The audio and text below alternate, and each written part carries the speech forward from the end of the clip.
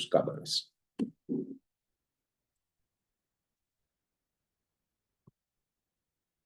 Hello, Moxanim.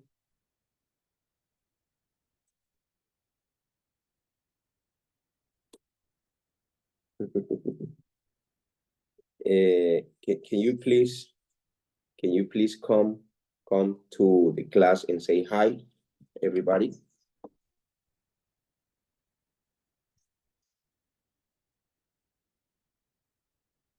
Are you going to India? Okay, my pastor. Okay, my pastor. Okay. So, next time. Okay, my pastor. Bye. Bye. Ok. Vamos a iniciar clase entonces. Le voy a pedir por favor al pastor, a mi hermano Osvaldo. Osvaldo, haga la oración de inicio, por favor. Muchas gracias. Amén, pastor. Buenos días a todos los hermanos que estamos preparados para escuchar esa palabra que trae el Señor. Padre amado, estamos delante de tu presencia, Padre, en el nombre de tu Hijo Jesucristo, de Cristo, y el viviente, amado Padre, preparando nuestros corazones para escuchar ese mensaje que tú tienes para esta mañana, preparando para escuchar esa palabra que tú tienes a través de nuestro doctor Andrés, amado Padre. Utilízalo como ese instrumento tuyo, Padre. Utilízalo como ese vaso de honra que a través de esa palabra, Padre, que nos vas a enseñar hoy, nosotros estamos preparados, amado Padre. Te damos toda la gloria y toda la honra a ti, amado Padre, y que tú seas glorificándote, Espíritu Santo, que tú seas manifestándote con poder y gloria, amado Padre, y presentamos estos momentos, estas clases, estamos en tus manos, en el nombre del Padre, del Hijo y del Espíritu Santo. Amén y amén. Amén. Excelente. Hoy vamos a estar compartiendo acerca de la segunda venida del Señor. Que presten mucha atención.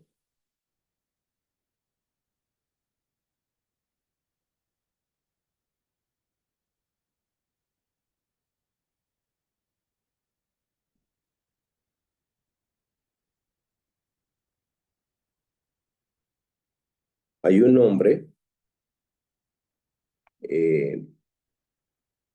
que es coreano. Permíteme un momento, por favor.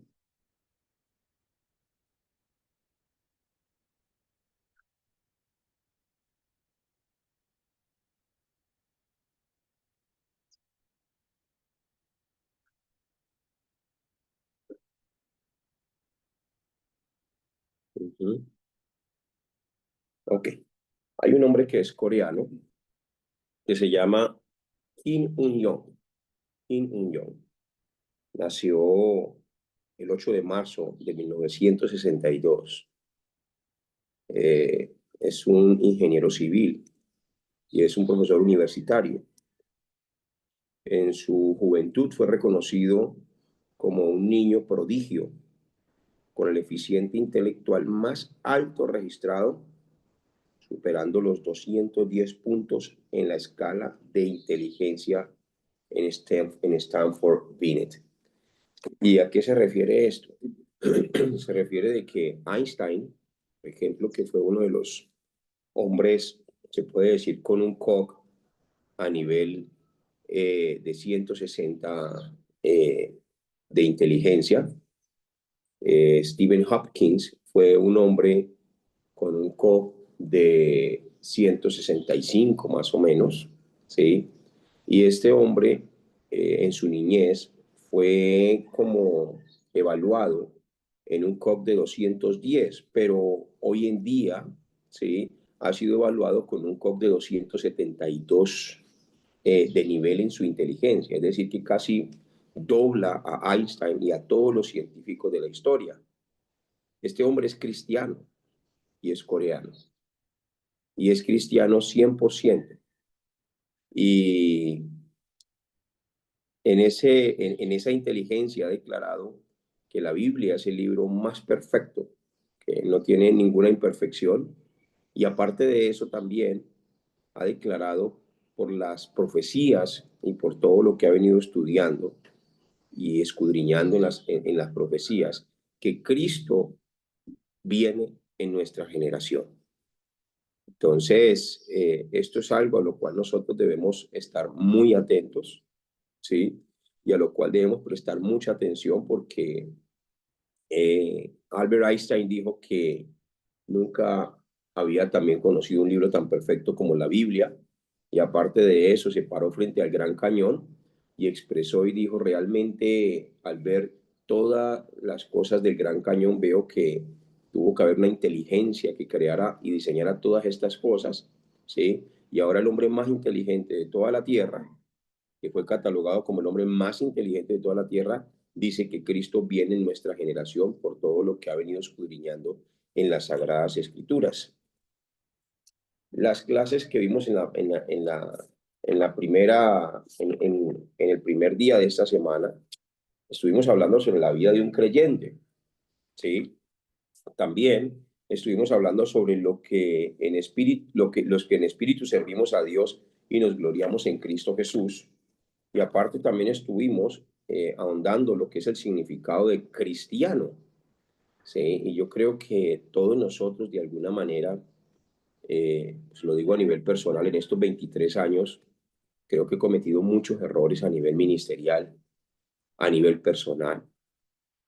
Y, y en este tiempo es un tiempo de mucha reflexión, un tiempo de alineamiento, un tiempo donde Dios lo está llevando a uno a ponerse al día, ¿sí?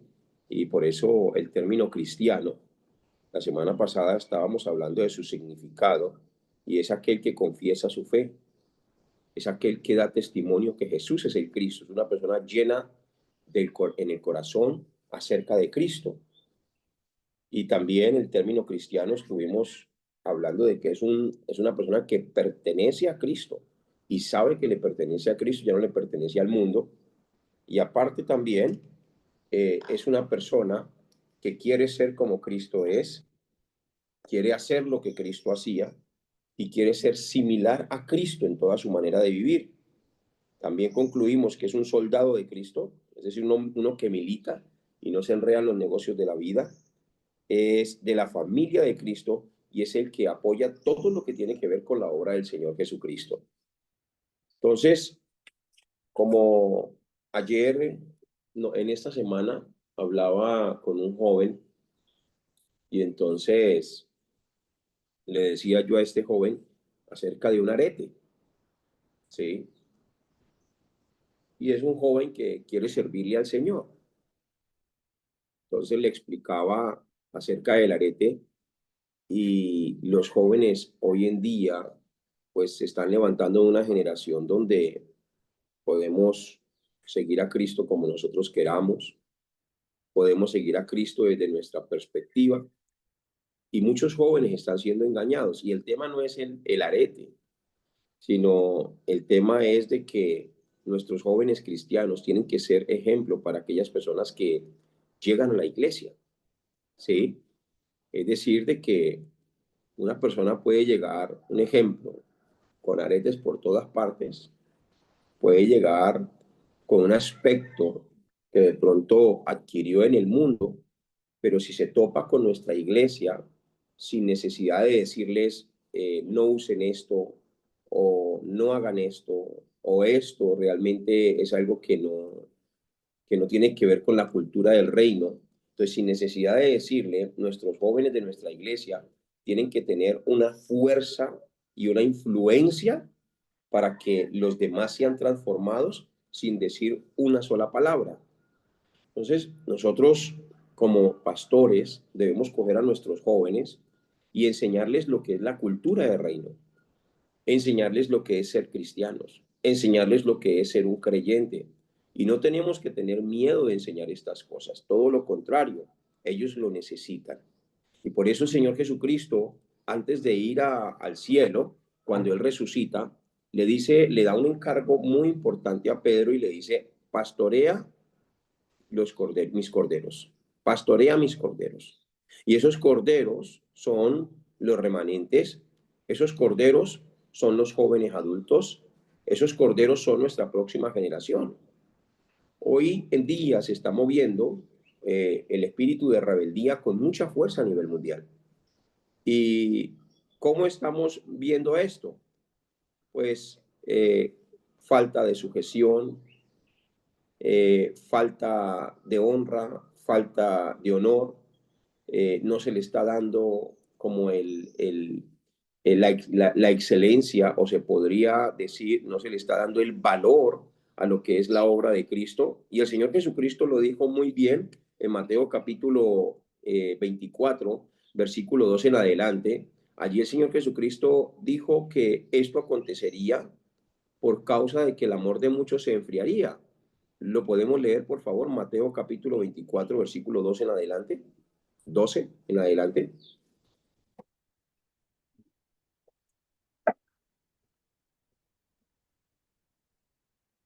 Buenos días, Mateo 24:12 dice, por Gracias. haberse multiplicado la maldad, el amor de muchos se enfriará, mas el que persevere hasta el fin, este será salvo. Y Entonces, sí, sigue, mi pastor. será predicado este evangelio del reino en todo el mundo para testimonio a todas las naciones, y entonces vendrá el fin. Amén. Entonces nosotros en este tiempo estamos viendo cómo el amor de muchos se está enfriando. Se está enfriando el amor por la obra, el amor por los hermanos, el amor por la palabra, el amor por todas las cosas. Hoy está cambiando a un nivel abismal todo. ¿Y por qué razón? Porque el Señor Jesucristo realmente está muy próximo a su venida, y esta es nuestra fe, y esta es la fe que profesamos. Así que como primer punto, pongan allí: el Señor viene de nuevo, absolutamente. Juan capítulo 14, versículo 1 al 3. Vamos a leerlo. Allí el Señor Jesucristo le estaba hablando a sus discípulos acerca de que Él regresaría por ellos, es decir, por nosotros, para que donde Él esté, nosotros también estemos. No se turbe vuestro corazón. Creéis en Dios, creed también en mí. En la casa de mi Padre muchas moradas hay. Si así no fuera, yo lo hubiera dicho. Voy pues a preparar lugar para vosotros. Y si me fuere y os prepararé, y si me fuere y os prepararé lugar, vendré otra vez y os tomaré a sí mismo, para que donde yo estoy, vosotros también estéis. Amén. La palabra morada, aquí, en la casa de mi Padre muchas moradas hay. eh, es todo aquello, es aquello que todos sueñan tener, ¿sí? Es un lote, es decir, una parcela, un lugar que el Señor ya tiene para nosotros en su reino. Entonces, aquí nos muestra que Él está preparando, y Él ha estado preparando durante todo este tiempo, esos lugares donde nosotros vamos a vivir. Dice: y si me fuere y os prepararé el lugar, vendré otra vez y os tomaré a mí mismo, para que donde yo estoy, vosotros también estéis. El deseo de Cristo es de que nosotros estemos con Él. Así que debemos entender que la muerte, o antes de la muerte, si el Señor viene estando nosotros en vida, pues gloria al Señor. Si viene en esta generación, gloria al Señor. Pero si no alcanzamos a irnos con el Señor y alcanzamos la muerte, pues la muerte simplemente es un paso para nosotros estar con Cristo en aquellas moradas celestiales que Él ya tiene preparadas. Hebreos capítulo 9, versículo 28 nos muestra, eh, bueno, la Biblia no muestra que el apóstol Pablo haya escrito Hebreos, pero hay una similitud muy, muy, muy cercana entre las epístolas, y también entre la forma en cómo está escrito el libro de Hebreos, y se dice que el autor del libro de Hebreos fue también el apóstol Pablo. Así que cuando nos refiramos al libro de Hebreos, podemos expresar de que fue el apóstol Pablo. Y allí él habla sobre la segunda venida del Señor Jesucristo, para salvar a los que le esperan. Hebreos 9:28 dice, así también Cristo se ofreció una sola vez para llevar los pecados de muchos y aparecerá por segunda vez sin relación con el pecado para salvar a los que le esperan. Amén. Lo podemos leer una vez Amén. más, por favor. Este versículo es muy clave, ¿sí? Y sobre todo que lo encontramos en el libro de Hebreos y muy pocos han visto este versículo. Así también Cristo se ofreció una sola vez para llevar los pecados de muchos y aparecerá por segunda vez sin relación con el pecado para salvar a los que le esperan. Amén. Amén. En todo el Nuevo Testamento se menciona la venida del Señor más de 300 veces. Podemos decir que uno de cada 25 versículos del Nuevo Testamento se refieren acerca de la venida del Señor. Mire, uno de cada 25 versículos del Nuevo Testamento hablan acerca de la venida del Señor Jesucristo. Como punto número 2, vamos a poner allí características del retorno del Señor. Características del retorno del Señor. Hechos capítulo 1, versículo 11, nos muestra cómo va a venir. Así que estos son las características que nos van a ayudar a evitar ser engañados cuando alguno nos diga, no, es que allí está el Cristo, está allí en la plaza, es que llegó a Bogotá, y es que está en Alemania, o se metió por allí por Córdoba, por Cereté.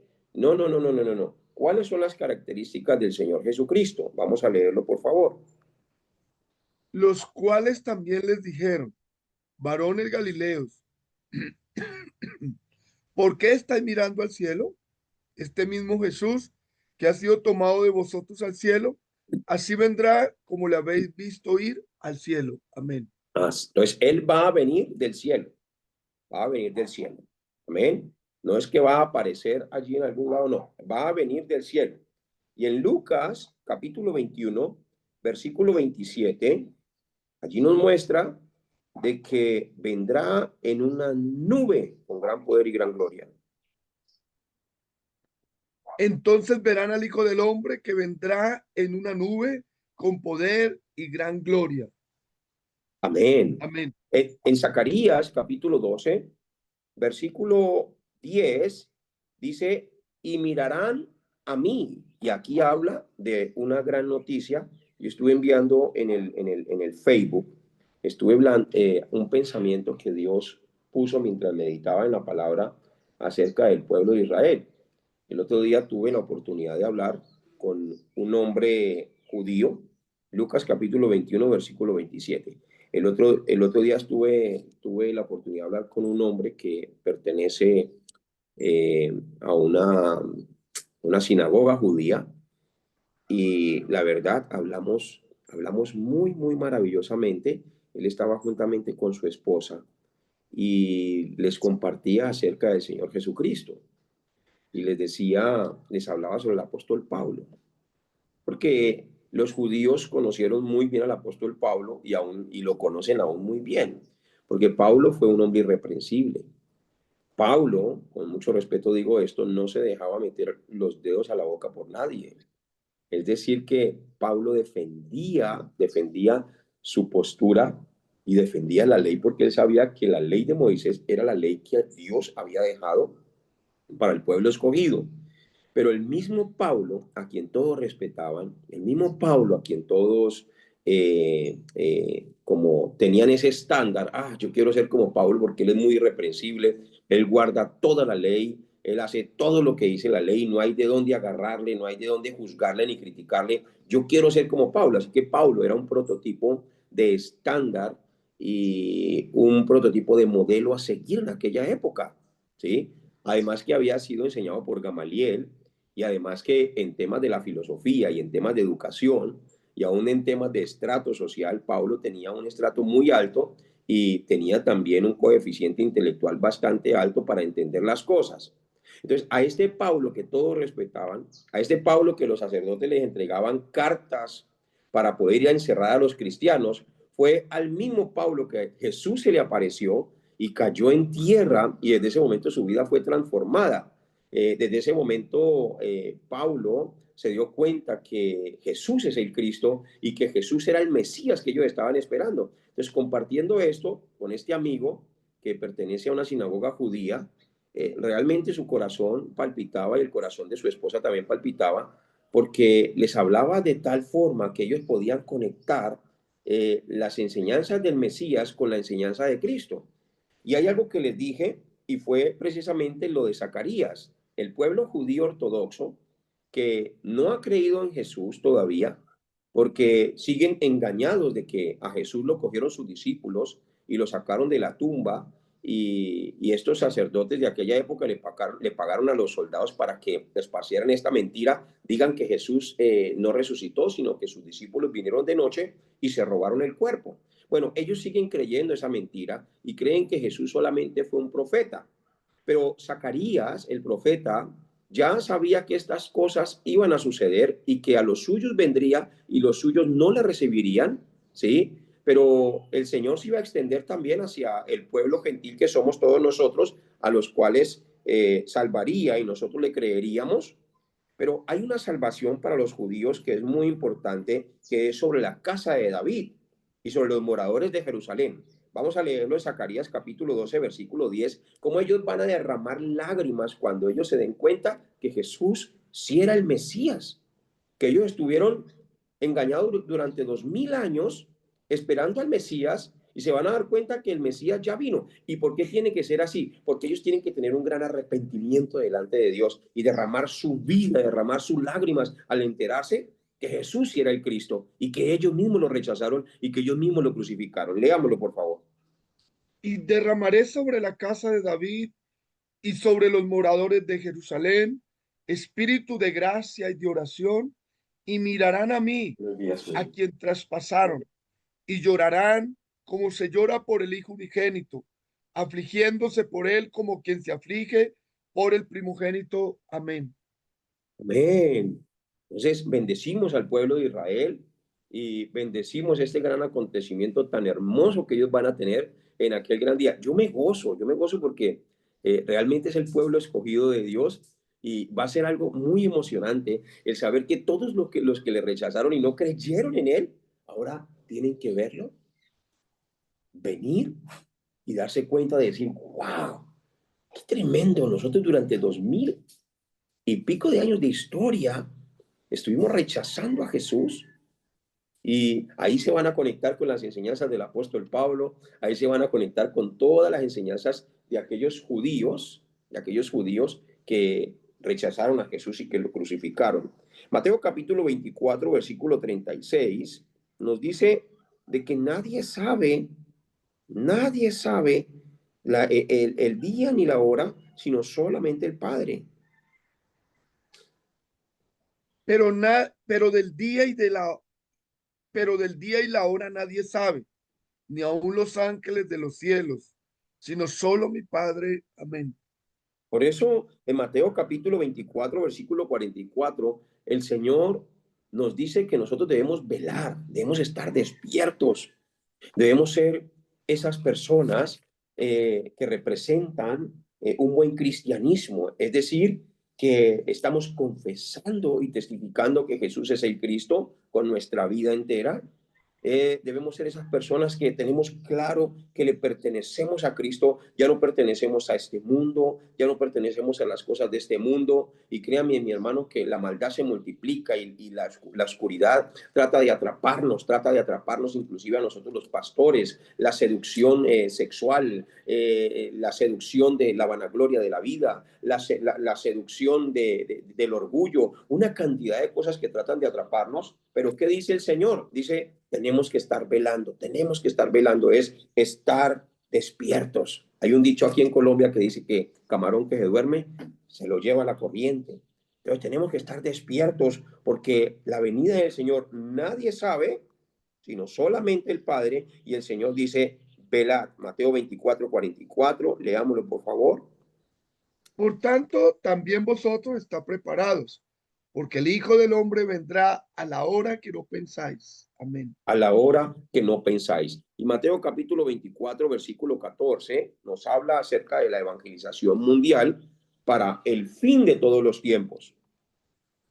Y será predicado este evangelio del reino en todo el mundo para testimonio a todas las naciones, y entonces vendrá el fin.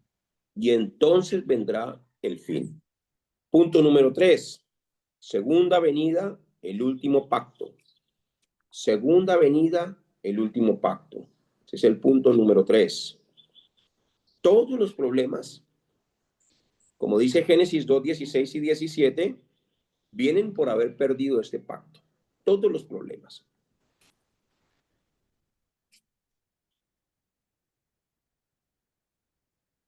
Génesis 2, 16, 17. Listo. Y mandó Jehová Dios al hombre diciendo, de todo árbol del huerto podrás comer, mas del árbol de la ciencia del bien y del mal no comeréis, porque el día que de él comieres, ciertamente morirás. Por eso el problema empieza en Génesis capítulo 3, versículos 2 y 3. El enemigo, Adán y Eva perdieron este pacto porque no se aferraron a la palabra. Y la mujer respondió a la serpiente, del fruto de los árboles del huerto podemos comer, pero del fruto del árbol que está en medio del huerto, dijo Dios, no comeréis de él, ni le tocaréis, para que no muráis. Y la estrategia de Satanás fue ofrecerles, como dice Génesis 3:6, los deseos de la carne, los deseos de los ojos y la vanagloria de la vida. Por pocas palabras, les estaba diciendo, ustedes pueden vivir como quieran, teniendo toda la sabiduría del bien y del mal.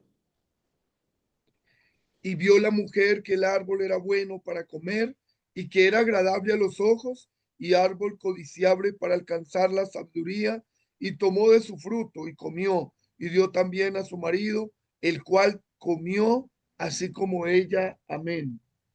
Y esto fue lo que Pablo le explicaba a su hijo Timoteo en primera de Timoteo capítulo 1 versículo 13, cómo él vivía sin el pacto, pero una vez que se encontró con Cristo, cómo él entró dentro de ese nuevo pacto. Habiendo yo sido antes blasfemo, perseguidor e injuriador, mas fui recibido a misericordia porque lo hice por ignorancia en incredulidad. Amén. Amén. Por eso la segunda venida es el último pacto. La segunda venida es el último pacto y es algo que nosotros debemos conocer muy precisamente. Presten atención aquí. Es algo que tenemos que tener con mucha precisión. Primera de Tesalonicenses, capítulo 4, versículo 16 al 17. Vamos a leer estos dos versículos y de aquí vamos a empezar a profundizar un poco más acerca de la segunda venida de nuestro Señor Jesucristo. Porque el Señor mismo, con voz de mando, con voz de arcángel y con trompeta de Dios, descenderá del cielo, y los muertos en Cristo resucitarán primero. Luego nosotros, los que vivimos, los que hayamos quedado, seremos arrebatados juntamente con ellos en las nubes para recibir al Señor en el aire, y así estaremos siempre con el Señor. Amén. Hay dos acontecimientos acerca de la venida de Cristo. Qué pena, pastor. Primera de Tesalonicenses 4. Lo primero, hay dos acontecimientos en la venida de nuestro Señor Jesucristo. El primero es de que Él vendrá, pero seremos arrebatados. Arrebatados. Es decir, de que en ese momento nadie le verá. Y el segundo acontecimiento es cuando Él pone los pies sobre la tierra. Entonces, son dos cosas muy diferentes. Algunos no creen en el arrebatamiento. Es más, de la línea donde nosotros estamos estudiando, muchos sí creen en el arrebatamiento, otros no creen en el arrebatamiento. Pero entonces hay dos posturas. El arrebatamiento que es cuando Cristo viene por su iglesia, ¿sí? Y la venida del Señor Jesucristo a la tierra es cuando Cristo viene con su iglesia a morar en el tiempo del milenio en la tierra. Todo tiene un orden. Primera de Corintios capítulo 15, versículo 20 al 23, hay un orden de resurrección. Y el orden de resurrección nos muestra todas las cosas de cómo van a ser en el transcurso de todos los tiempos. Vamos a leerlo, Primera de Corintios capítulo 15, versículo 20 al 23. Mas ahora Cristo ha resucitado de los muertos, primicias de los que durmieron es hecho, porque por cuanto la muerte entró por un hombre, también por un hombre la resurrección de los muertos. Porque así como en Adán todos mueren, también en Cristo todos serán vivificados, pero cada uno en su debido orden. Cristo las primicias, luego los que son de Cristo en su venida. Amén. Entonces, cada uno en su debido orden. Cristo las primicias y también en su venida. Hay 7 resurrecciones que nos muestran los diferentes tiempos.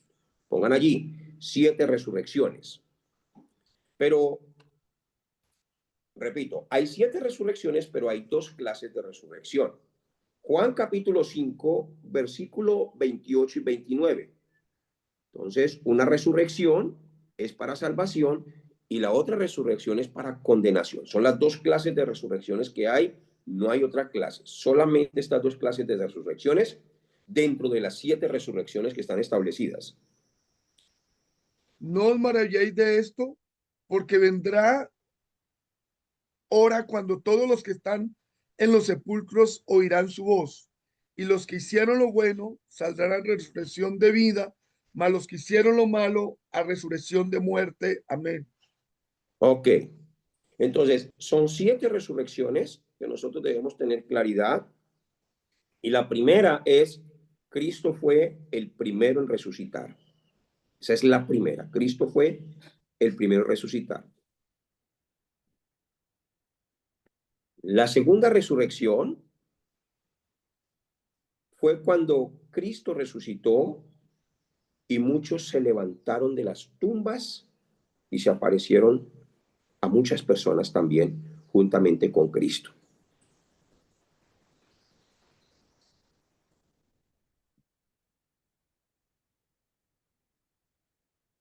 La tercera resurrección es el arrebatamiento de la iglesia. El arrebatamiento de la iglesia.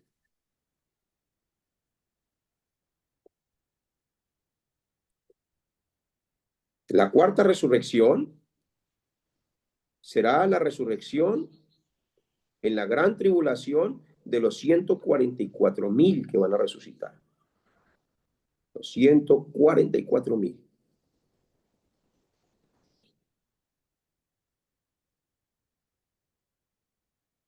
La quinta resurrección es de los 2 testigos que van a resucitar. Los 2 testigos que van a resucitar.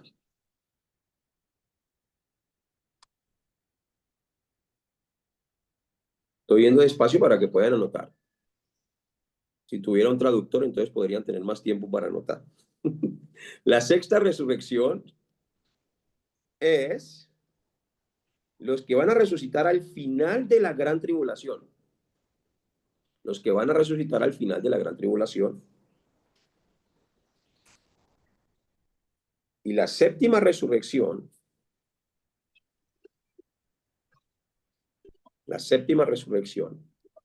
son los que van a resucitar al final del milenio en el juicio del trono blanco, donde van a ser juzgados por Dios por la eternidad. Entonces, a esto le llamamos teológicamente las 7 resurrecciones. Apocalipsis capítulo 20, versículo 4 y 5, es algo que pone de cabeza a muchos teólogos en la historia, porque para muchos teólogos la primera resurrección es después de la gran tribulación, y resulta que la primera resurrección fue la resurrección de Cristo. Vamos a leerlo, por favor. Y vi tronos y se sentaron sobre ellos los que recibieron facultad de juzgar, y vi las almas de los decapitados por causa del testimonio de Jesús y por la palabra de Dios, los que no habían adorado a la bestia ni a su imagen, y que no recibieron la marca en su frente ni en sus manos, y vivieron y reinaron con Cristo 1000 años. Pero los otros muertos no volvieron a vivir hasta que se cumplieron 1000 años. Esta es la primera resurrección. Entonces, Amén. ahí habla de la primera resurrección. Dice, esta es la primera resurrección. Y vivieron con él 1000 años. Está hablando del tiempo del milenio. Que tenga oídos para oír, oiga lo que el Espíritu Santo dice a la iglesia. Entonces, no hay que malinterpretar esta escritura, aunque dice, esta es la primera resurrección, no es la primera resurrección. Está hablando de la primera resurrección en el tiempo del milenio. Amén. Para que no malinterpretemos esta parte y digamos, o sea que la primera resurrección va a ser después del milenio o en el milenio. No. La primera resurrección fue la resurrección de Cristo. Ahora, esta escritura habla de cristianos, escuchen aquí, que se van a sentar en tronos, cristianos que se van a sentar en tronos. Y cuando hablamos de cristianos que se van a sentar en tronos, estamos hablando de cristianos que van a ejercer autoridad, de cristianos que van a ejercer gobierno y de cristianos que van a ejercer una posición muy importante en el tiempo del milenio y estando con Dios. Entonces, ¿para quién son estos tronos? Estos tronos son para los vencedores. Para los vencedores. Estos tronos son para esos vencedores que se conquistaron a sí mismos. Que se conquistaron a sí mismos. Los tronos son para aquellas personas que vencieron el mundo y a Satanás. Y para vencer al mundo y a Satanás, lo primero que tengo que hacer es vencerme a mí mismo. Esos tronos, los cuales el Señor va a delegar por orden de su Padre, de nuestro Padre Celestial, van a ser para aquellos hombres y mujeres de Dios, para aquellos hombres de Dios que se negaron a la inmoralidad sexual. Aquellos hombres de Dios que estimaron su vida preciosa solo para el Evangelio. Aquellos que dieron su vida por el Evangelio, que se negaron al orgullo y a la vanagloria de la vida y que dieron su vida entera totalmente para Cristo. Vamos a leer, por favor, otra vez Apocalipsis capítulo 20, versículos 4 y 5. Y quiero que lo leamos despacio y que lo analicemos y lo disfrutemos. Y vi tronos, y se sentaron sobre ellos los que recibieron facultad de juzgar. Y vi las almas de los decapitados por causa del testimonio de Jesús y por la palabra de Dios, los que no habían adorado a la bestia ni a su imagen, y que no recibieron la marca en sus frentes ni en sus manos, y vivieron y reinaron con Cristo 1000 años. Pero los otros muertos no volvieron a vivir hasta que se cumplieron 1000 años. Esta es la primera resurrección. Bienaventurado y santo el que tiene parte en la perdón, ya. y los otros muertos, dice, y estos muertos no volvieron a vivir hasta que se cumplieron ¿cuántos? 1000 años. 1000 años. Entonces, estamos hablando de otra resurrección. Entonces, démonos cuenta cómo la Biblia nos muestra un orden de resurrección en los diferentes tiempos. Ahora dice que hay personas que van a ser decapitadas por la bestia, el anticristo. Entonces, si quieren saber, como alguien me preguntó y me dijo, pastor, ¿y cómo van a morir las personas cuando el anticristo venga? Le dije, les van a cortar la cabeza. Esa va a ser la muerte. Así que va a llegar un momento en que se va a poner de moda. Escuchen esto, va a llegar un momento en que se va a poner de moda cortarle la cabeza a los cristianos. Y eso ya está sucediendo en baja escala Vemos muchos grupos hoy a nivel mundial como los ISIS. Ellos les fascina coger un cuchillo y hacerles así y desprenderles la cabeza a los que son judíos, a los que son cristianos o inclusive a los católicos que confiesan su fe en Dios. Estamos aquí todos. Primera de Corintios capítulo 15, versículo 22 y 23. Entonces, vamos a empezar a ver el orden de resurrección. Pongan allí. Primera resurrección, Primera de Corintios capítulo 15, versículo 22 y 23. Hay un orden y Cristo fue la primera persona que resucitó sin volver a morir. Porque así como en Adán todos mueren, también en Cristo todos serán vivificados, pero cada uno en su debido orden. Cristo las primicias, luego los que son de Cristo en su venida. Muy bien. Cristo fue el primero en resucitar. Pero aquí hay algo muy importante para que usted lo anote. Fue el primero en resucitar sin volver a morir. Sin volver a morir. Porque muchos dicen, no, pastor, pero él no fue el primero que resucitó, porque Elías también se acostó encima de un joven que resucitó porque estaba muerto, pero volvió a morir. Volvió a morir. Es decir, que resucitó en ese mismo cuerpo corruptible. Y también vemos, por ejemplo, a Lázaro. Otros dicen, no, sí, pero es que Lázaro también resucitó, pero volvió a morir. Es decir, que resucitó en su mismo cuerpo corruptible. Cristo es el primero en resucitar sin volver a morir en un cuerpo incorruptible. Incorruptible. Amén. Por eso en Levíticos, capítulo 23, también habla de la segunda resurrección, que son las primicias. Entonces, Cristo la primicia y Levíticos 23 habla de la resurrección de las primicias. Mateo capítulo 27, versículos 51 y 53. Esto es lo que representaba la fiesta de las primicias, frutos de Levíticos. Ahorita vamos a leer Levíticos del capítulo 23, del 9 al 14. Pero primero leamos Mateo capítulo 27, versículos 51 a 53. He aquí el velo del templo se rasgó en dos de arriba abajo, y la tierra tembló y las rocas se partieron, y se abrieron los sepulcros, y muchos cuerpos de santos que habían dormido se levantaron. Y saliendo de los sepulcros después de la resurrección de él, vinieron a la santa ciudad y aparecieron a muchos.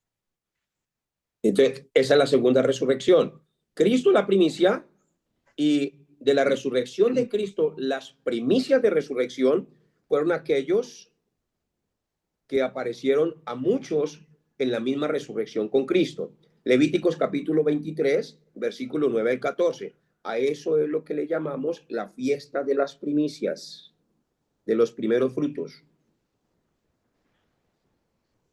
Y habló Jehová a Moisés diciendo: habla a los hijos de Israel y diles: cuando hayáis entrado en la tierra que yo os doy y seguéis su mies, traeréis al sacerdote una gavilla por primicia de los primeros frutos de vuestra siega. Y el sacerdote mecerá la gavilla delante de Jehová para que seáis aceptos. El día siguiente del día de reposo la mecerá.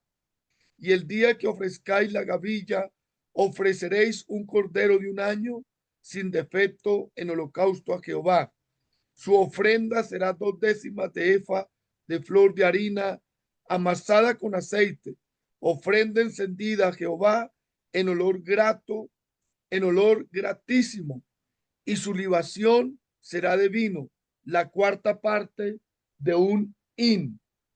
No comeréis pan, ni grano tostado, ni espiga fresca hasta este mismo día, hasta que hayáis ofrecido la ofrenda de vuestro Dios.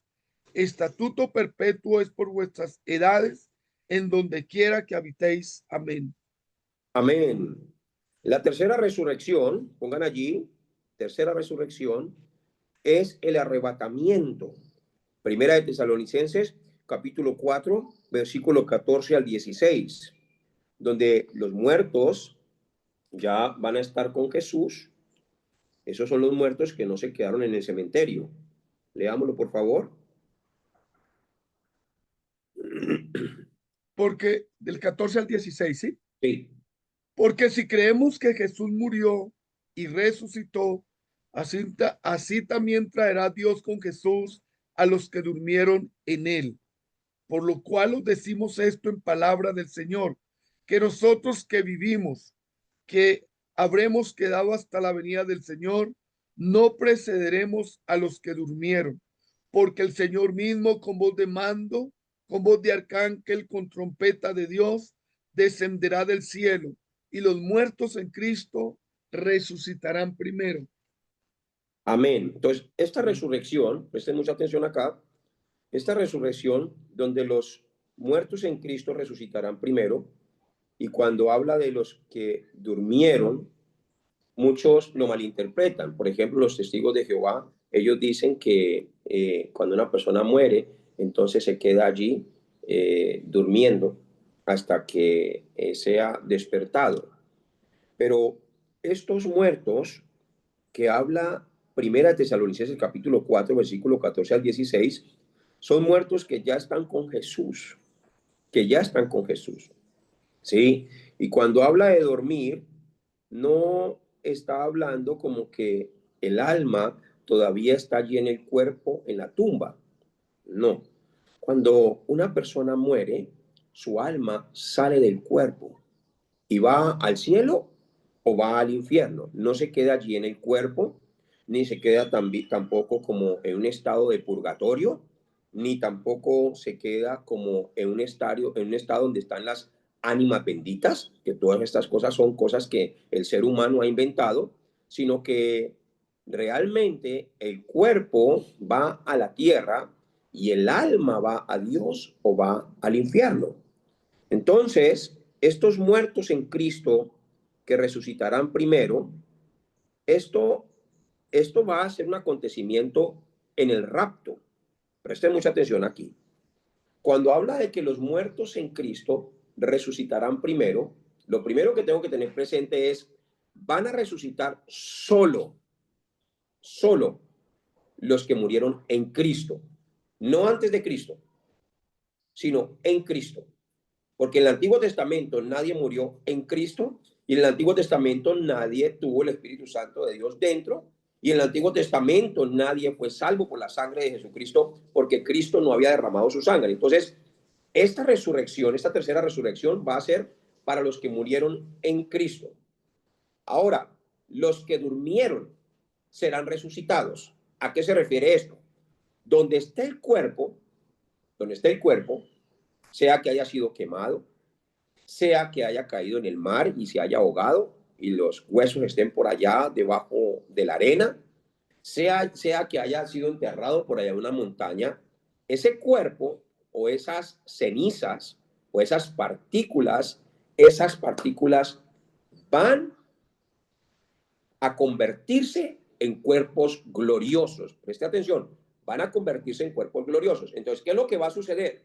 Eso usted lo puede investigar y lo puede ahondar más. Los muertos en Cristo, esas almas que están ya allí en el cielo, esas almas se van a unir cada una con su cuerpo, pero va a ser un cuerpo totalmente restaurado y totalmente transformado. Entonces, aquí habla de los muertos en Cristo. Dice en Cristo. Así que los del Antiguo Testamento no murieron en Cristo. Vamos a leer 1 Corintios capítulo 12, versículo 3.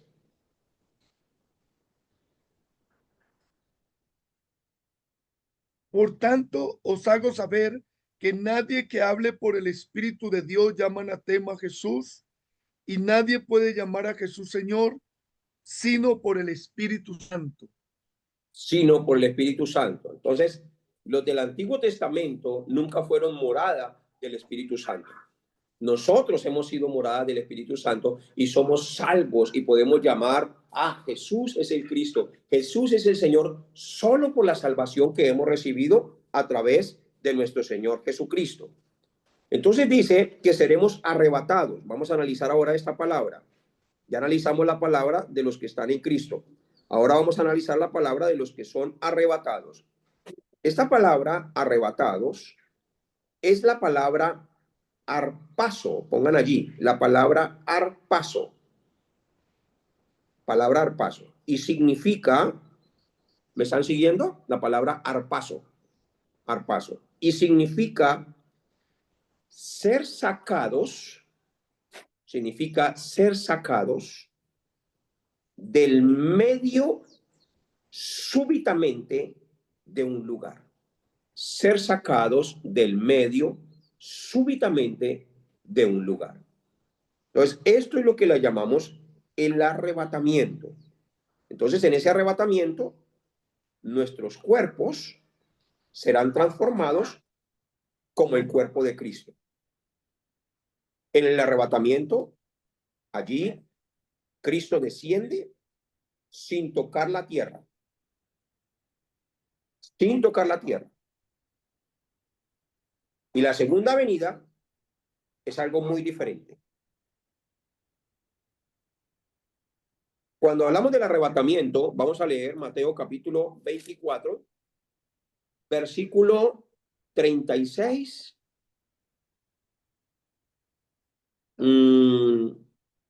Versículo 36 hasta el versículo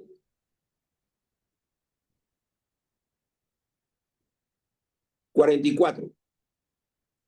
Por favor. Pero del día y la hora nadie sabe, ni aun los ángeles de los cielos, sino solo mi Padre. Mas como en los días de Noé, así será la venida del Hijo del Hombre. Porque como en los días antes del diluvio, estaban comiendo y bebiendo, casándose y dándose en casamiento hasta el día en que Noé entró en el arca. Y no entendieron hasta que vino el diluvio y se lo llevó a todos. Así será también la venida del Hijo del Hombre. Entonces estarán dos en el campo. Ahí, El uno, perdona ahí, mi pastor. Ahí, zarpazo. Acuérdense, zarpazo. ¿Qué significa zarpazo? Ser sacado del medio súbitamente del lugar donde está. ¿Lo puede seguir leyendo? entonces estarán dos en el campo. El uno será tomado y el otro será dejado. Dos mujeres estarán moliendo en un molino. La una será tomada y la otra será dejada. Velad pues, porque no sabéis a qué hora ha de venir vuestro Señor. Pero sabed esto, que si el padre de familia supiese a qué hora el ladrón habría de venir, velaría y no dejaría minar su casa. Por tanto, también vosotros estáis preparados, porque el Hijo del Hombre vendrá a la hora que no pensáis. Amén. Porque el Hijo del Hombre vendrá a la hora que no pensáis. Entonces, volviendo a 1 de Tesalonicenses capítulo 4, versículo 14, dice, porque si creemos que Jesús murió y resucitó, así también traerá Dios con Jesús a los que durmieron en él, a los que durmieron con él. Traerá con Jesús. Por lo cual os decimos esto en palabra del Señor, que nosotros que vivimos, que habremos quedado hasta la venida del Señor, no precederemos a los que durmieron. Porque el Señor mismo con voz de mando, con voz de arcángel y con trompeta de Dios, descenderá del cielo y los muertos en Cristo resucitarán primero. Entonces, los muertos en Cristo, los que murieron en Cristo, los que fueron enterrados, pero que están juntamente con Cristo en este momento. Luego nosotros que vivimos, los que hayamos quedado, seremos zarpazo, arrebatados súbitamente. Es decir, de que en ese momento el que tenga unas zapatillas Nike, zarpazo, se quedan las zapatillas. El que pueda tener una cadena de oro, el que pueda tener anillo, el que pueda tener hasta las gafas, ¿qué va a suceder? Zarpazo con nosotros. Ahora, en ese zarpazo, nuestros cuerpos van a ser transformados. ¿Estamos aquí todos? En ese zarpazo, nuestros cuerpos, mientras que vamos hacia el Señor, nuestros cuerpos van a ser transformados, porque vamos a irnos con Cristo y al reino de Dios no podemos entrar con pecado. Así que nuestros cuerpos tienen que estar en un cuerpo incorruptible, es decir, que no se puede corromper. Entonces, en ese arrebatamiento, digan conmigo, nuestros cuerpos serán transformados como el cuerpo de Cristo. Diga conmigo, nuestros cuerpos serán transformados como el cuerpo de Cristo. Ahora, como el cuerpo de Cristo. Hay un intermedio de 7 años. Esto es importante entenderlo. Hay un intermedio de 7 años entre el arrebatamiento y la segunda venida. Un intermedio de 7 años entre el arrebatamiento y la segunda venida. Algunos teólogos dicen que el arrebatamiento va a ser antes de los 7 años, es decir, al inicio de los 7 años, que es la semana de Daniel. Otros teólogos dicen que el arrebatamiento va a ser a mitad, antes de que empiece la gran tribulación, que empieza después de los 3 años y medio, que es la semana de Daniel. Y otros teólogos dicen que el arrebatamiento no existe, sino que Jesús viene después de la semana de Daniel, es decir, después de la gran tribulación. Así que algunos teólogos solamente creen en la segunda venida del Señor Jesucristo.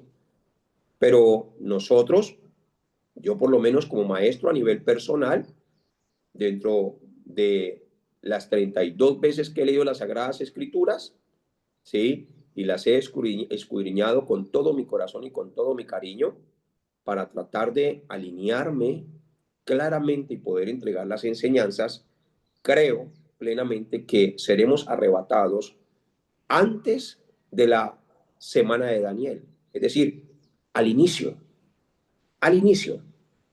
Por eso hay un intermedio de 7 años entre el arrebatamiento y la segunda venida de Cristo. Zacarías capítulo 14, vamos a leer Zacarías capítulo 14, versículo 1 al 4.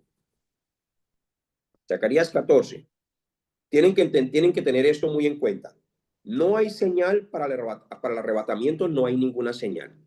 Nadie sabe. Esto es algo súbito. Nadie sabe. No hay una señal. Yo creo que ya el Señor nos va a recoger. No, no hay señal. Pero sí hay muchas señales para lo que es la segunda venida de nuestro Señor. Tampoco nadie sabe el día ni la hora, pero sí hay muchas señales. Leamos por favor Zacarías capítulo 14, versículo 1 al 4.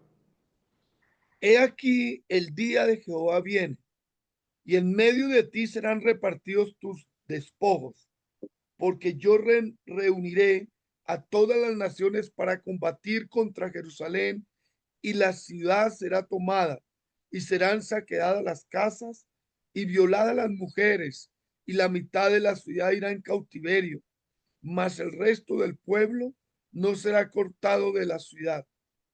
Después saldrá Jehová y peleará con aquellas naciones, como peleó en el día de la batalla, y se afirmarán sus pies en aquel día sobre el monte de los olivos, que está enfrente de Jerusalén al oriente, y el monte de los olivos se partirá por en medio, hacia el oriente y hacia el occidente, haciendo un valle muy grande, y la mitad del monte se apartará hacia el norte y la otra mitad hacia el sur.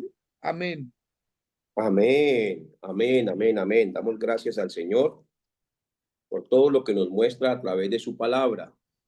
Entonces, en el versículo 4 hay algo muy importante que tienen que subrayar. Subrayen allí en el versículo 4 de Zacarías. Dice, y se afirmarán sus pies en aquel día sobre el monte de los olivos. Es decir, de que en la segunda venida nuestro Señor va a pisar tierra. Va a pisar tierra. En el arrebatamiento no va a pisar tierra. En su segunda venida, todos le verán. En el arrebatamiento nos va a tomar en las nubes. En las nubes. ¿Estamos aquí todos? Entonces son dos cosas muy diferentes. Ahora, vuelvo y repito, no hay señal para el arrebatamiento. No hay señal. Esto es inminencia. A eso se le llama inminencia. ¿Sí? Pero sí hay muchas señales para la segunda venida. Por ejemplo, el sol se oscurecerá, la luna se pondrá como sangre, verán la señal del Hijo de Dios. Entonces, la segunda venida no será como ladrón en la noche. El arrebatamiento será como ladrón en la noche. La segunda venida no será como ladrón en la noche. Por eso dice, velad. Amén. Vamos a leer Filipenses capítulo 3, versículo 20 al 21, para saber qué cuerpo es el que vamos a estar recibiendo. Filipenses capítulo 3, versículo 20 al 21. Mas nuestra ciudadanía está en los cielos, de donde también esperamos al Salvador, al Señor Jesucristo, el cual transformará el cuerpo de la humillación nuestra para que sea semejante al cuerpo de la gloria suya, por el poder con el cual puede también sujetar a sí mismo todas las cosas. Amén. Amén. Lea por favor otra vez el versículo 21 para que analicemos cómo serán nuestros cuerpos cuando seamos transformados. El cual también transformará el cuerpo de la humillación nuestra, para que sea semejante al cuerpo de la gloria suya, por el poder con el cual puede también sujetar a sí mismo todas las cosas.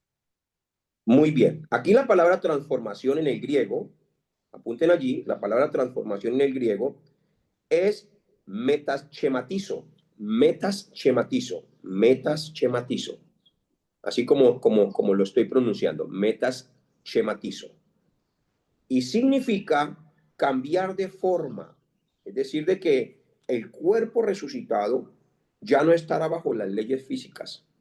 Va a ser un cuerpo totalmente diferente. Mire que esto, cuando uno medita en estas palabras, uno dice, wow, Señor, yo ya quiero es partir y estar contigo, lo cual es muchísimo mejor, lo cual es muchísimo mejor. La última cita es Filipenses capítulo 3, versículo 20 al 21. Entonces, esta palabra metaschematizo significa cambiar de forma, es decir, de que el cuerpo resucitado ya no estará bajo las leyes físicas, ya no estará ni bajo las leyes físicas ni de la gravedad, ponten allí, ya no tendrá leyes físicas de la gravedad, ni tampoco tendrá leyes físicas de la matemática. Tú sabes que todo se rige también en las leyes físicas de la matemática, ni tampoco en la ley de la electricidad, ni tampoco en la ley de electromagnetismo,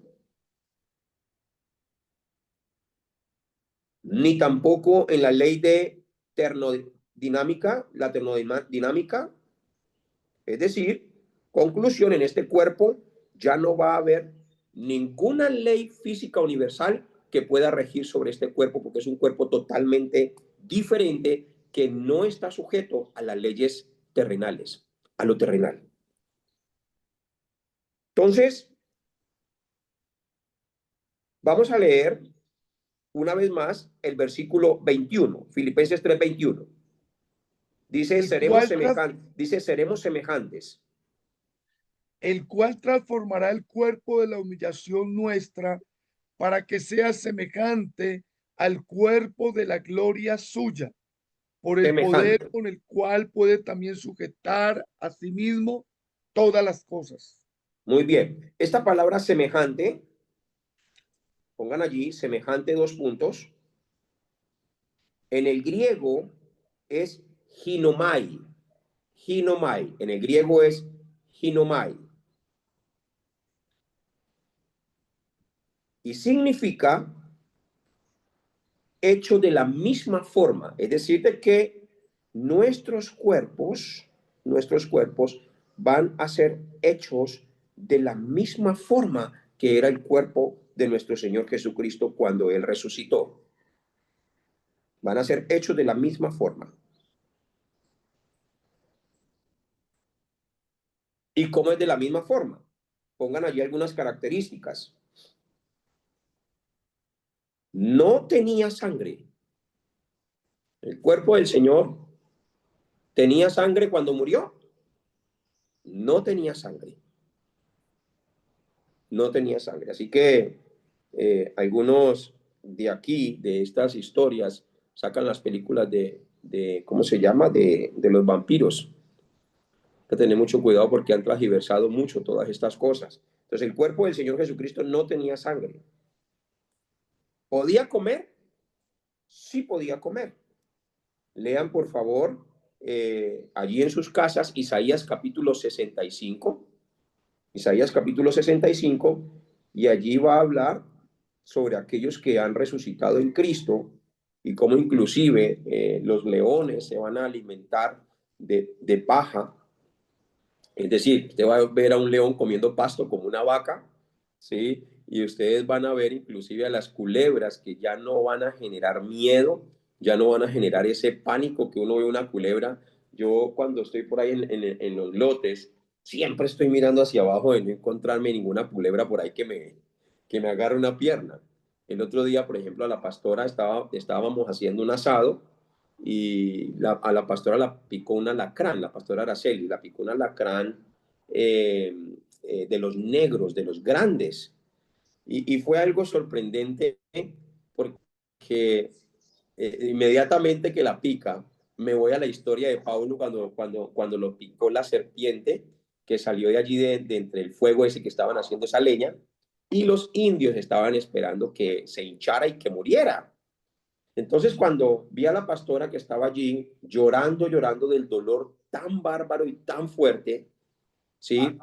Dios le recuerda esta historia y voy oro por el dedo porque la picó precisamente, permítame un momento, la picó precisamente aquí donde duele, dentro de la uña, creo que fue.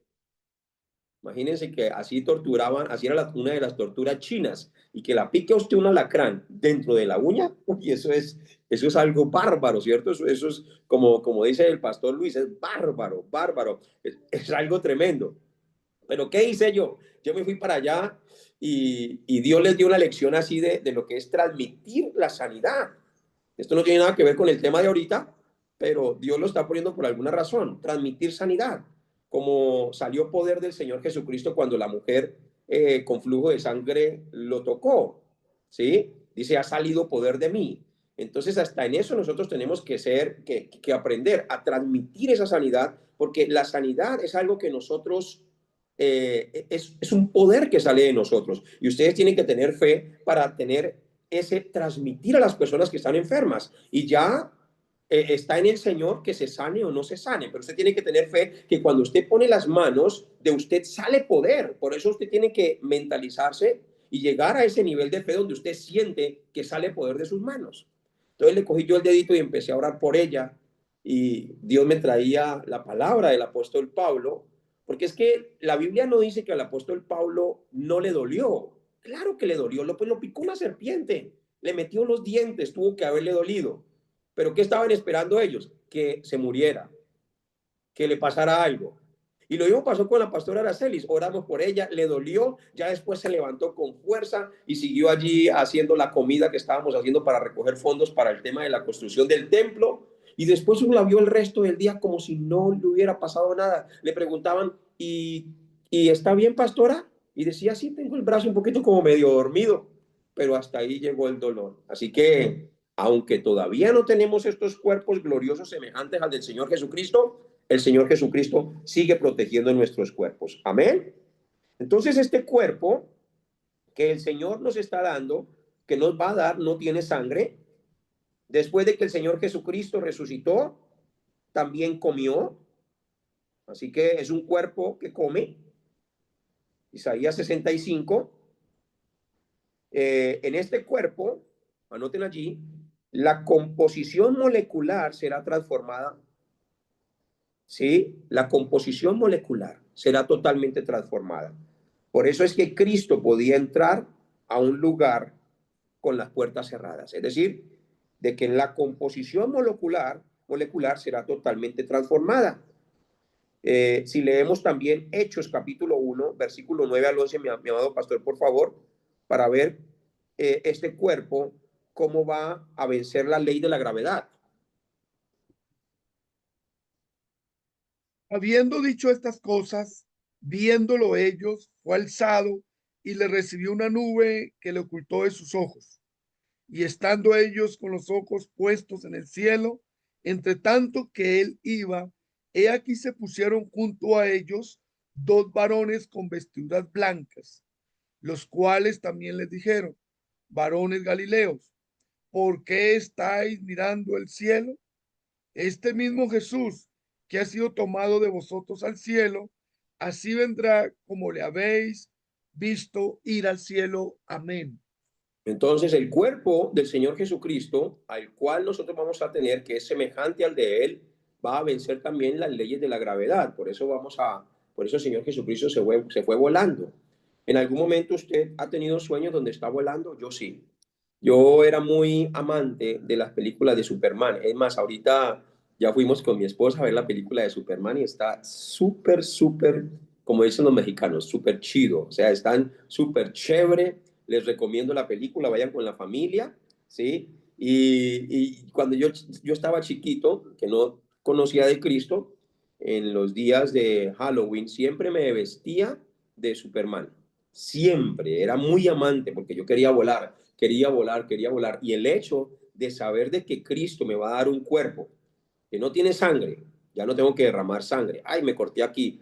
El hecho de que tenga un cuerpo perfecto como el del Señor Jesucristo, que que el componente molecular cambie y que realmente ya no tenga que preocuparme por abrir una puerta o por cerrar una puerta o que será que puedo atravesar esta pared o no la puedo atravesar. Y el hecho de saber de que el cuerpo va a vencer la ley de la gravedad, para mí esto es algo sorprendente. Por eso el apóstol Pablo decía, es mucho mejor partir y estar con Cristo. Pero muchos se quieren quedar en la tierra y vivir en la tierra eternamente. Mis hermanos, nuestro sentimiento y nuestra emoción debería ser partir y estar con Cristo, lo cual es muchísimo mejor. Entonces, nosotros, como cristianos, debemos vencer lo que Cristo venció. Diga conmigo, Cristo vino para vencer la muerte y quitar el temor de la muerte. Leamos, por favor, Hebreos capítulo 2, versículo 14 y 15.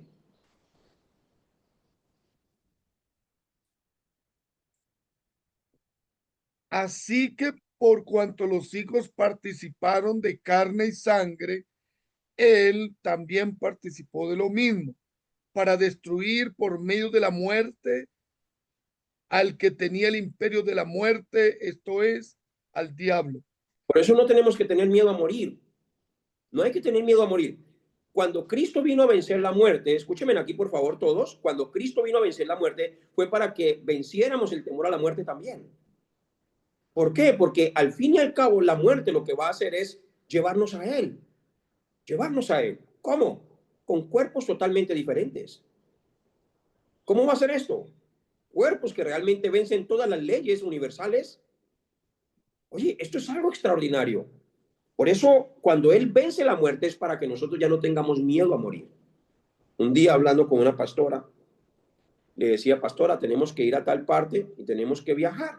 Y me decía, no, yo le tengo miedo a los aviones. No, yo le tengo miedo a los aviones porque yo siento que se va a caer. Siento que se va a caer y nos vamos a morir. Y yo le decía a la pastora, ¿y si nos morimos luego no nos vamos con Cristo? Sí, y me dice, sí, pero yo le tengo miedo a la caída, le tengo miedo a la caída. Y yo le decía, pero no le tenga miedo ni a la caída ni a nada de esas cosas, porque es mucho mejor morir y partir y estar con Cristo que quedarnos en esta tierra. Oye, va a ser algo glorioso. Filipenses capítulo 1, versículo 21, vamos a leerlo, por favor. Porque para mí el vivir es Cristo y el morir es ganancia. Entonces, el apóstol Pablo venció el temor a la muerte. Por eso decía, para mí el vivir es Cristo y el morir es ganancia. Y venció tanto, tanto, tanto el temor a la muerte que él le mandaba cartas a su hijo Timoteo y le decía, yo ya estoy pronto para ser sacrificado. Ya estoy pronto para ser sacrificado. Pero también mandaba cartas a la iglesia de Filipos y les decía, regocíjesen en el Señor. Por nada estéis afanosos. Entonces, démonos cuenta que el mismo apóstol Pablo, que escribe las epístolas y todo lo que hemos estado leyendo acerca de la venida de Cristo, da testimonio de que no tenemos que tener temor a la muerte.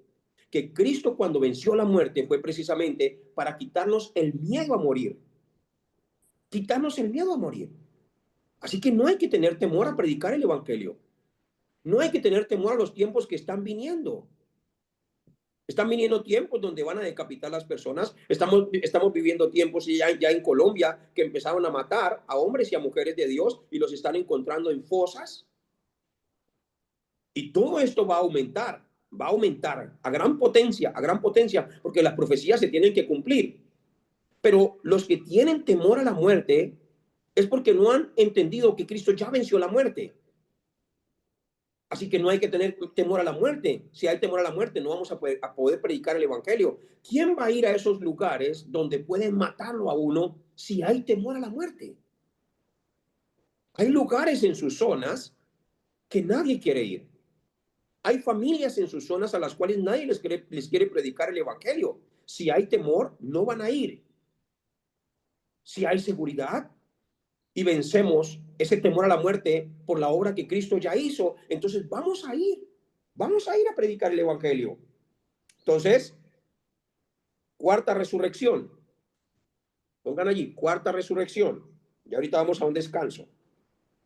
Cuarta resurrección. Apocalipsis capítulo 11, versículo 7.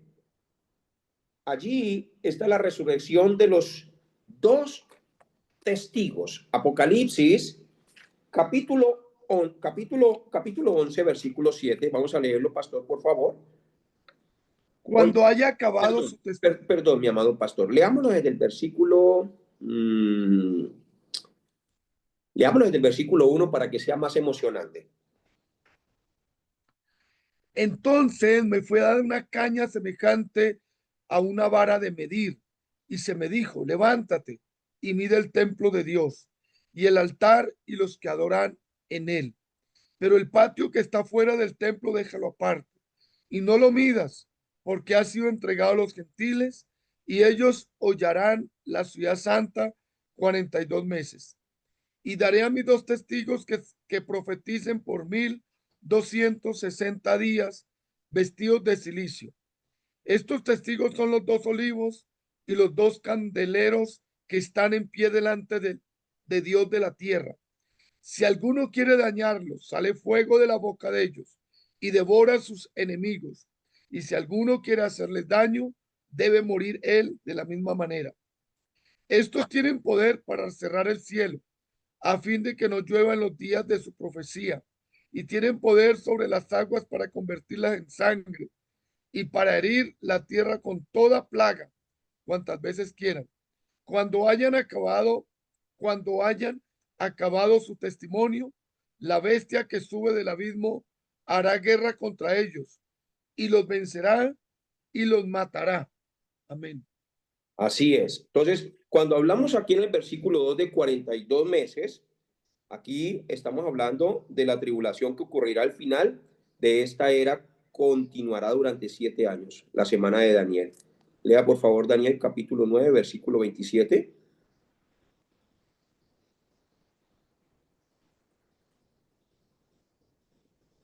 Y por esta semana confirmará el pacto con muchos.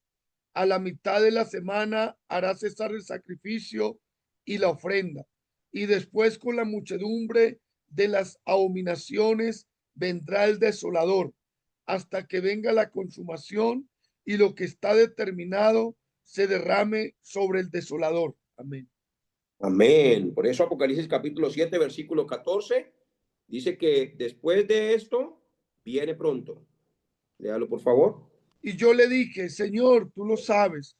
Y él me dijo, estos son los que han salido de la gran tribulación y han lavado sus ropas y las han emblanquecido en la sangre del Cordero. Amén. Amén. Muy bien. Amén. Entonces, volviendo a Apocalipsis capítulo 11, ya entendemos lo que son las 42 semanas, que es el tiempo de el tiempo de Daniel. Ahora vamos a hablar de los dos testigos que resucitaron.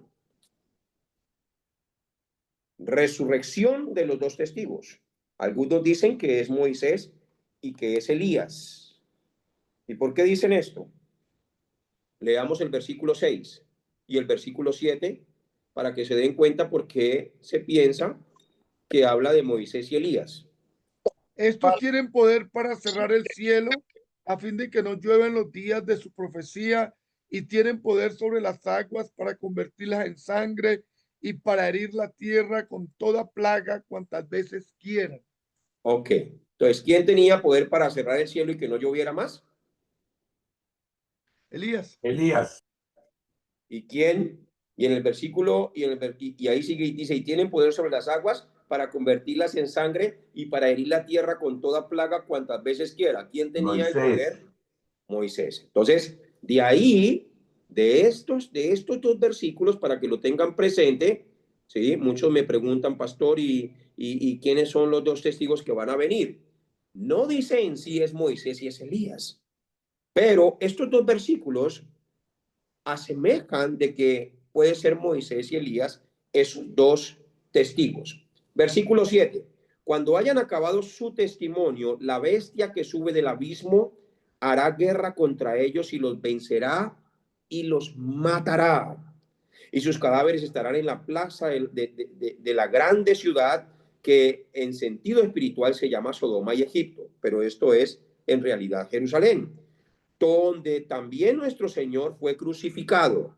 Entonces, será llamado como Sodoma y Egipto. Así será el ambiente espiritual y el ambiente de la maldad que se verá allí en esa ciudad tan hermosa que es Jerusalén. Versículo 9 dice, y los dos y los de los pueblos, tribus, lenguas y naciones verán.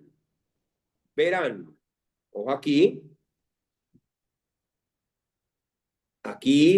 hay una palabra muy importante para que no denigren la tecnología, como algún predicador que cuando se hizo la televisión dijo ese es el cajón del diablo y mandó a todo el mundo a botar los televisores. La tecnología es parte también de las profecías. Por eso dice, y los de los pueblos, tribus, lenguas y naciones, es decir, de todas las naciones de la tierra, dice, verán. ¿Y cómo va a ser esto?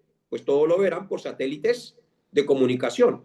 Porque ¿cómo vamos a ver a los dos testigos? Pues va a ser por televisión, va a ser por noticias, vamos a estar allí, wow, los están matando, los están matando. Eso es otro punto que debemos tener bastante presente, porque esto va a acontecer y toda la tierra, los que estamos aquí en Colombia, si no podemos ir a Jerusalén, vamos a ver en noticias cómo están matando a los dos testigos. Versículo 10 dice, y los moradores de la tierra se regocijarán sobre ellos y se alegrarán y se enviarán regalos unos a otros. Así será la maldad. Por eso el versículo 8 lo llama como Sodoma y como Egipto, porque van a ver matando a Elías y a Moisés, si son ellos, y dice que se van a estar enviando hasta regalos por la muerte de ellos. Entonces, unos a otros, porque estos dos profetas habían atormentado a los moradores de la tierra. Pero después de 3 días y medio, aquí viene, pero después de 3 días y medio, entró en ellos el espíritu de vida enviado por Dios y se levantaron sobre sus pies y cayó gran temor sobre los que vieron y oyeron una gran voz del cielo que les decía, subid acá, y subieron al cielo en una nube y sus enemigos lo vieron. De la misma manera que el Señor Jesucristo fue al cielo, estos testigos también subieron al cielo porque resucitaron de los muertos. Entonces, esta es la cuarta resurrección que vamos a poder acontecer si estamos aún en vida. La quinta resurrección, Apocalipsis capítulo 7, versículos 9 al 14. Apocalipsis capítulo 7, versículos 9 al 14. Después de esto miré, y he aquí una gran multitud, la cual nadie podía contar, de todas las naciones y tribus y pueblos y lenguas, que estaban delante del trono y en la presencia del Cordero, vestidos de ropas blancas y con palmas en las manos, y clamaban a gran voz diciendo, la salvación pertenece a nuestro Dios, que está sentado en el trono y al Cordero. Y todos los ángeles que estaban en pie alrededor del trono, y de los ancianos y de los 4 seres vivientes, y se postraron sobre sus rostros delante del trono y adoraron a Dios, diciendo, amén. La bendición y la gloria y la sabiduría y la acción de gracias y la honra y el poder y las fortalezas sean a nuestro Dios por los siglos de los siglos. Amén. Entonces uno de los ancianos habló diciendo: estos son los que están vestidos de ropas blancas. ¿Quiénes son y de dónde han venido? Yo les dije: Señor, tú lo sabes. Y él me dijo: estos son los que han salido de la gran tribulación y han lavado sus ropas y las han emblanquecido en la sangre del Cordero. Amén. Amén. A eso le llamamos los 144,000 que fueron sellados por Dios. Estos también van a resucitar. Sexta resurrección. Ya vamos terminando. Daniel capítulo 12, versículo 1 al 2. Ojo. En la tercera resurrección hablamos acerca de la resurrección en Cristo y los que están en Cristo. Pero esta resurrección de los que se levantarán del polvo es aquellos del Antiguo Testamento. Daniel capítulo 12, versículo 1 y 2. En aquel tiempo se levantará Miguel, el gran príncipe que está de parte de los hijos de tu pueblo, y será tiempo de angustia, cual nunca fue desde que hubo gente hasta entonces. Pero en aquel tiempo será librado tu pueblo, todos los que se hallen escritos en el libro. Y muchos de los que duermen en el polvo de la tierra serán despertados, uno para vida eterna y otros para vergüenza y confusión. Amén. Amén. Apocalipsis capítulo 20, versículo 11, la última resurrección. Esta última resurrección es la que todos los que no han resucitado se levantarán y serán llevados delante del trono blanco para ser juzgados por todas las cosas malas que hicieron. Y vi un gran trono blanco y el que estaba sentado en él, delante del cual huyeron la tierra y el cielo, y ningún lugar se encontró para ellos. Así que son 7 resurrecciones las que van a acontecer en todo el transcurso del tiempo. Por eso, mis hermanos, nosotros debemos obedecer y creer verdaderamente en la palabra. Segunda de Pedro capítulo 3, versículo 12. Tenemos que estar esperando y apresurándonos para la venida de nuestro Dios. Esperando y apresurándoos para la venida del día de Dios, el cual los cielos encendiéndose serán deshechos y los elementos siendo quemados se fundirán. Amén. Por eso, ya sabiendo todo lo que hemos estado estudiando en esta mañana acerca de la venida de nuestro Señor Jesucristo, realmente deberíamos tener nuestra vida, pero para darla por amor a Cristo, como Hechos capítulo 20, versículo 24, donde el apóstol no estimaba preciosa la vida para sí mismo, sino que realmente corría esta carrera con gozo para cumplir el ministerio de Cristo. Pero en ninguna cosa hago caso, ni estimo preciosa mi vida para mí mismo, con tal que acabe mi carrera con gozo y el ministerio que recibí del Señor Jesús para dar testimonio del evangelio de la gracia de Dios. Amén.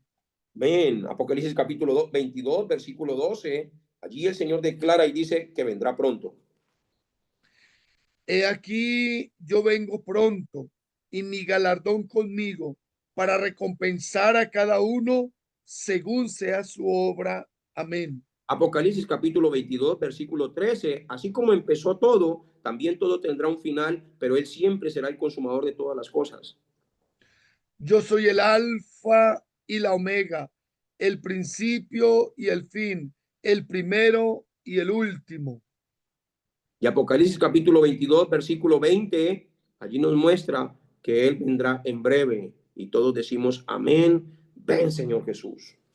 El que da testimonio de estas cosas dice: ciertamente vengo en breve. Amén.